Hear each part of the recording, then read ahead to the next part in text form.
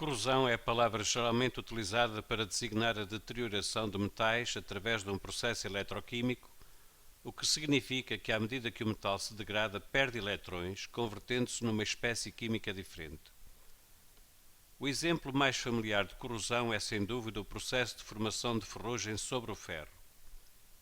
Embora as reações envolvidas neste processo sejam bastante complexas, pensa-se que as etapas fundamentais sejam a perda de eletrões pelo ferro, que assim se converte na espécie solúvel Fe2+ aquoso, e o ganho desses eletrões pelo oxigênio atmosférico O2. A formação de ferrugem é favorecida pela existência de um meio ácido, o que pode ser facultado pela água da chuva, naturalmente ácida, devido à dissolução de CO2 atmosférico. No entanto, quando a água da chuva se encontra poluída com ácidos fortes, muito corrosivos, como o ácido sulfúrico, H2SO4 aquoso, e o ácido nítrico, HNO3 aquoso, resultantes essencialmente das emissões para a atmosfera e posteriores reações de dióxido de enxofre, SO2, e dióxidos de azoto, NOx, o seu teor em íons H+, é muitíssimo mais elevado. Este teor, sendo em muitos casos cerca de 100 vezes superior ao que ocorre habitualmente, favorece ainda mais a reação de corrosão do ferro. A corrosão metálica não se limita evidentemente ao ferro, existindo muitos outros metais que sofrem processos análogos de deterioração. A chuva ácida favorece muito a corrosão dos metais, constituindo assim um tipo de poluição de efeitos altamente adversos. Com base na informação apresentada no texto, indica a espécie redutora envolvida na reação de corrosão do ferro.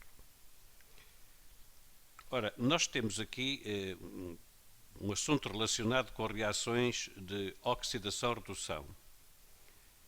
E pede-nos aqui qual é a espécie redutora, ou seja, qual é a espécie que vai provocar a redução. Mas o que é a redução? Talvez seja mais vulgar ter ouvido falar em oxidação. Quando nós falamos em oxidação, estamos a falar em, por exemplo, o ferro perder eletrões e ficar com a forma de íon Fe2+. Chama-se isto uma oxidação. Então, e o que é uma redução? Uma redução será a aceitação por outra espécie química de eletrões.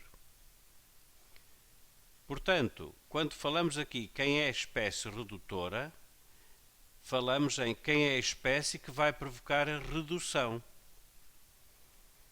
Se perguntássemos quem é a espécie oxidante, claro que seria a espécie que vai provocar a oxidação.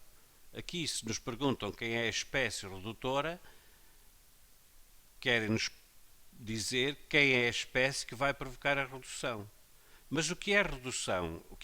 Quando é que dizemos que uma espécie química se reduz? Contrariamente ao que acontece a uma espécie química que se oxida, que perde eletrões, transformando-se num cationo, uma espécie química que se reduz é uma espécie química que aceita eletrões. Portanto, a espécie redutora aqui é aquela que vai fornecer eletrões para que a outra se reduza. Ora, essa espécie é, neste nosso caso, é o ferro. Se escrevermos a reação química a que o texto diz respeito, e se a acertarmos, de acordo com a lei de Lavoisier e com a lei de conservação da carga, nós verificamos, por exemplo, que o oxigênio aqui, que tem número de oxidação 0, passou aqui para número de oxidação -2. Ou seja, o ferro, o oxigênio, aliás, reduziu-se. Reduziu-se porquê? Porque aceitou eletrões. Mas, quando acontece uma redução, tem que acontecer simultaneamente uma oxidação, porque senão quem é que fornecia os eletrões? E obviamente que foi aqui o cationo Fe2+, que já sendo ferro que já está oxidado, ainda se oxidou mais um pouco, transformando-se em Fe3+. Mas nesse processo ele forneceu eletrões e esses eletrões foram capturados, digamos, pelo oxigênio para se reduzir.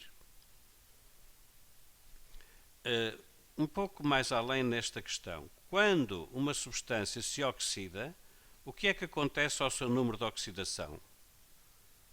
Repare-se, aqui o ferro, no estado livre, tem estado de oxidação 0, mas ele oxidou-se. O seu número de oxidação passou para mais 2. Portanto, quando uma substância ou quando uma espécie química se oxida, o seu número de oxidação ou o seu estado de oxidação, o seu número de oxidação aumenta. Claro que para uma substância, uma espécie química que se reduza, obviamente que o seu número de oxidação vai diminuir.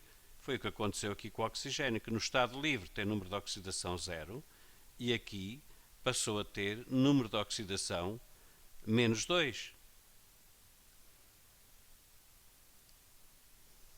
O número de oxidação do oxigênio é menos 2, porque, por definição, o número de oxidação de um íon monoatómico é igual à sua própria carga. Portanto, o oxigênio tem aqui número de oxidação menos 2, porque o íon é O2-.